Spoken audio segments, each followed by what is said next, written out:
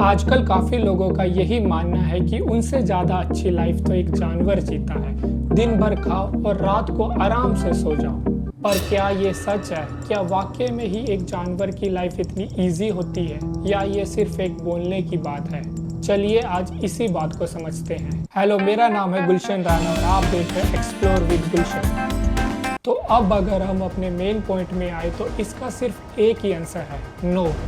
और इसी पॉइंट को प्रूफ करने के लिए आज हम एक ऐसे जानवर की माइग्रेशन जर्नी देखेंगे जो किसी का भी दिल दहला दे। मतलब squid game, Alice in Borderland जैसी सर्वाइवल सीरीज तो इसके सामने एकदम हल्की लगती है। मैं बात कर रहा हूँ अफ्रीका में पाए जाने वाले विल्डरबीस्ट की, और ये है हमारी सीरीज लाइफ ऑफ एनिमल्स का part 1, deadliest migration of विल्डरबीस्ट।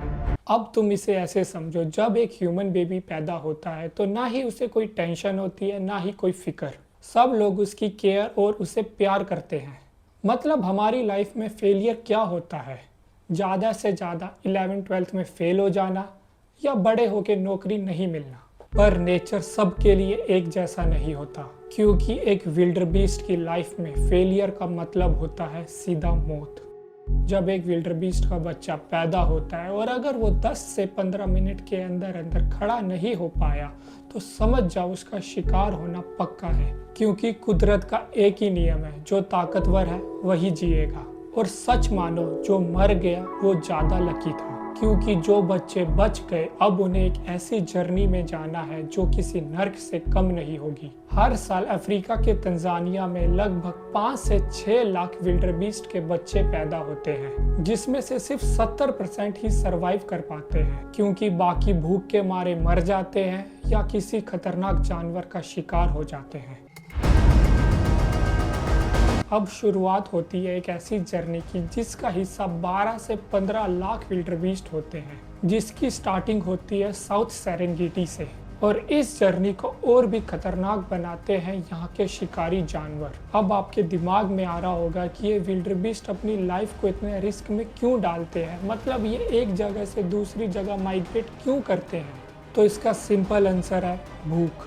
Africa में जैसे ही गर्मियों का मौसम आता है तो साउथ सेरेंगेटी में सूखा पड़ जाता है, जिसकी वजह से खाना और पानी की कमी होने की वजह से इन विल्डरबीस्ट को नॉर्थ की तरफ जाना पड़ता है। इंटरेस्टिंग बात यह है कि इन विल्डरबीस्ट को रास्ता दिखाते हैं ज़ीब्रास, जो सबसे आगे जाके लंबी और हार्ड घास को खा जाते हैं और मुलायम और छोटी घास को विल्डरबीस्ट के लिए छोड़ देते हैं।